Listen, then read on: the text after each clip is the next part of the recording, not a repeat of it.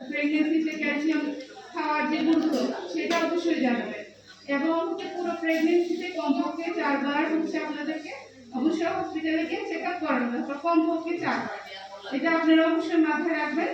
আমি যে বিষয়টা নিয়ে বিশেষ করে কথা বলতে চাই, শিশু আইন 2013। শিশুদেরকে নিয়ে সরকারের অনেক চিন্তা ভাবনা।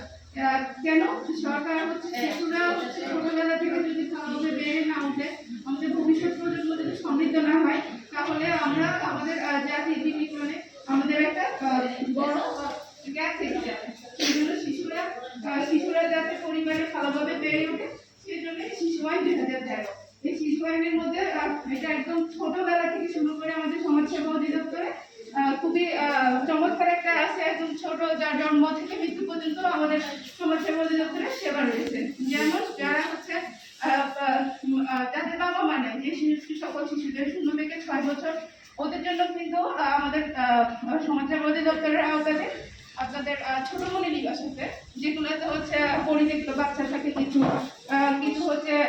মা বাবা থাকে না, এতিমখানা অনেকে দিয়ে দেয়, কিন্তু আমাদের সমাজসেবা অধিদপ্তরের আওতাতে এরকম প্রতিষ্ঠান রয়েছে। এরকম আমাদের 85টা প্রতিষ্ঠান রয়েছে পুরো বাংলাদেশে।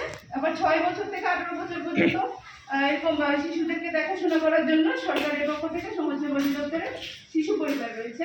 শিশু পরিবারের ছেলেদের মেয়েদের আলাদা শিশু পরিবার।